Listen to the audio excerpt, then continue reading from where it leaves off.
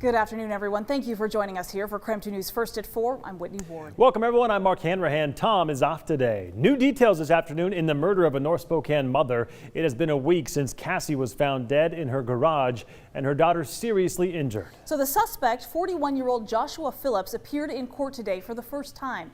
He's charged with second-degree murder as well as second-degree attempted murder. Court documents reveal more about what happened leading up to the crime. We are choosing not to report the victim's last name to protect the family's privacy. According to court documents, Cassie and the suspect here had been living together since June of last year. She kicked him out 2 days before the murder. Cassie's family told detectives she received several, quote, disturbing messages from Phillips after kicking him out. They changed the locks, to prevent Phillips from getting back in. Investigators say Cassie and her daughter were stabbed multiple times, likely with a knife. Investigators also learned a 5-year-old Lily, as she was being taken to the hospital, a medic heard her say, "The man stabbed me." Police found Phillips' vehicle parked about a block from Cassie's home. According to court documents, Phillips said he had been in a garage trying to commit suicide for 2 hours. This afternoon, the judge kept his bond at $1.5 million.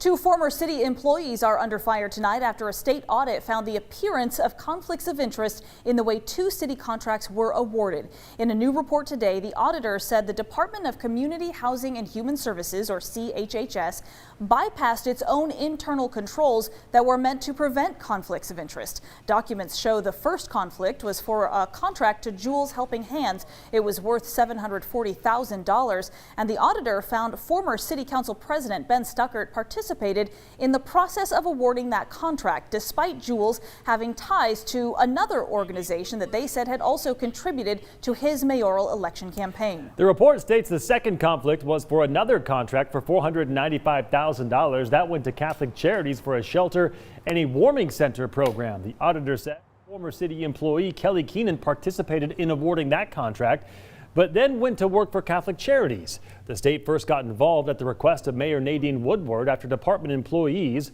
raised concerns. Now, I've been exchanging text messages with Ben Stuckert this afternoon. He tells me he was not even interviewed as part of the state audit report. He claims he could have cleared up a lot of this information, and he also says there was no conflict between his campaign funding and city contracts. Our investigative team is going through these documents as we speak. We'll have more tonight on KREM 2 News at 5 and at 6. In the meantime, thousands of people lost power last night after strong winds whipped through the inland Northwest. Crews have been working around the clock to restore power. So we just want to give you the latest updates now on outages here across the area. So take a look. Right now, Avista is reporting just over 200 power outages in Spokane and Spokane Valley. Inland Power is reporting about 1,000 outages. Most are in Spokane County.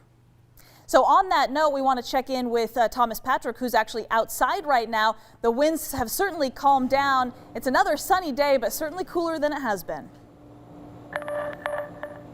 Yeah, very much so, Whitney. And those winds yesterday just hitting that threshold, which is usually about 45 miles per hour. And that's the threshold we get when we start to see either minor tree damage or the power outages like we did last night. It was quite gusty last night, especially here on the South Hill. So some wind gusts upwards of even 50 miles per hour across the region, really with Spokane County and Kootenai County kind of being the core of the strongest wind gusts that were felt from last night. It is not nearly as windy today. Plenty of sunshine, but the temperature is just not quite there, so I have opted to just keep the suit jacket on for the outdoor weather center hit here. 55 currently in Spokane, 54 right now in Coeur d'Alene. That's about 20 degrees colder than what we were 24 hours ago, and we had an excellent weekend, especially with those temperatures in the 70s both days. But those are the high temperatures. The lows easily down to the 30s tonight. Portions of southern Washington under a freeze warning. It's not quite the beginning of the growing season just yet, so we won't see those kind of alerts for the inland Northwest, but easily down to the mid-30s and even low 30s for portions of our northern areas. So a pretty cold night tonight. Still some warm days to come, but this upcoming weekend is not going to resemble what we had from this previous weekend. I'll show you what kind of changes are in store for the region all in just a few minutes. Looking forward to that, Thomas. Thank you very much.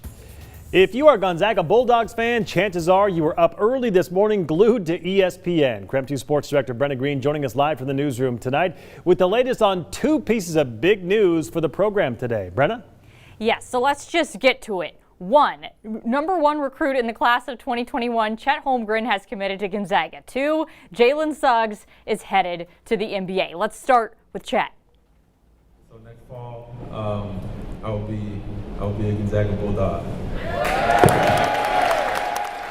Holmgren is now the highest rated recruit in Gonzaga history to commit to the program. He's won several National Player of the Year awards already and averaged 20.8 points, 12.6 rebounds, 4.7 blocks, and 4.5 assists per game this past season, all while shooting over a whopping 80% from the field. He is likely a one-and-done player. When asked why Gonzaga, here's what Holmgren had to say. It's pretty perfect fit. The way they play in space and play with pace. I don't want to, end up getting bogged down and, kind of stuck into the, half-court stuff. I want to get out and run, get out and play fast. And it's definitely a more NBA type style of play, which I want to, learn and be able to excel at. Just hours after Chet's announcement, Jalen Suggs announced that he is headed to the NBA. This is hardly a surprise as Suggs is a top 3 pick. If he is selected at 3, he will tie with Adam Morrison for the highest drafted player in Gonzaga history. Suggs was also at Chet's announcement ceremony today and was effusive about his past year at Gonzaga. If I could go back, I wouldn't change anything about it. I'd do it the exact same way. Just the amount of knowledge I gained, wisdom that I took from it, and how much I grew as a person. I loved my time there. It was great, and I can't thank everyone that was part of that, at the university enough. Overall, pretty good day to be a Gonzaga basketball fan. Back to you. No question about that.